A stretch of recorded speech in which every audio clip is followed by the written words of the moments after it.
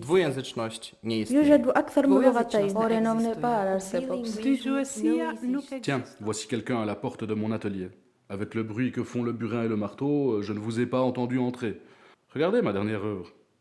Elle n'est pas vraiment terminée, mais un jour elle trônera place du bourg devant l'hôtel de ville. Mais oui, vous distinguez déjà la forme de la fontaine de la justice, aujourd'hui un emblème de Bienne. C'est un vrai chef-d'œuvre d'un tailleur de pierre habile.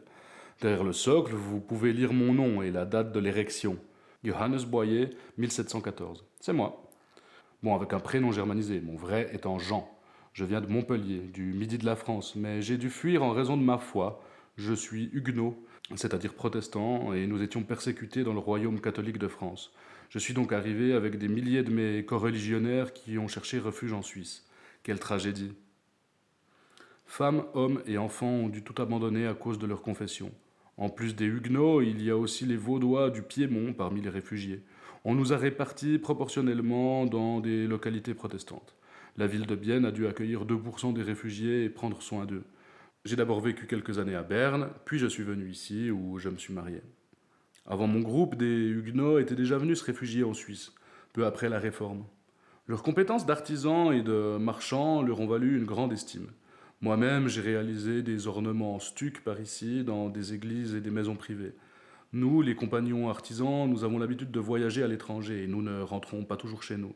À Bienne, beaucoup d'artisans étaient d'origine étrangère, comme les Witz, argentiers alsaciens, les Strobel, orfèvres souabes, peintres verriers de Bavière. Certains d'entre eux ont dû repartir parce qu'ils n'étaient pas acceptés par les guildes locales, les associations professionnelles. Au Moyen-Âge et à l'époque moderne, on entendait donc à Bienne des langues et des dialectes étrangers, welsh. C'était un grand mélange dans la rue, mais à ma connaissance, il n'y a pas eu de conflit dû à cette diversité de langues. Les immigrés et les étrangers pouvaient vite s'intégrer, à condition d'avoir un métier pour lequel il y avait une demande. Et ils devaient bien sûr aussi apprendre l'allemand, voire le dialecte local, le Altbielerisch. Ceux qui gagnaient leur vie et possédaient une maison pouvaient devenir bourgeois de Bienne et donc exercer tous les droits politiques. Le statut biennois de 1614 détaille tout cela en précisant que c'est au maire et au conseil d'accorder la bourgeoisie. Vous voulez entendre le texte alémanique? Zuedem soll auch fürchten kein fremder Mann oder Gesell, insonderheit welch Volk.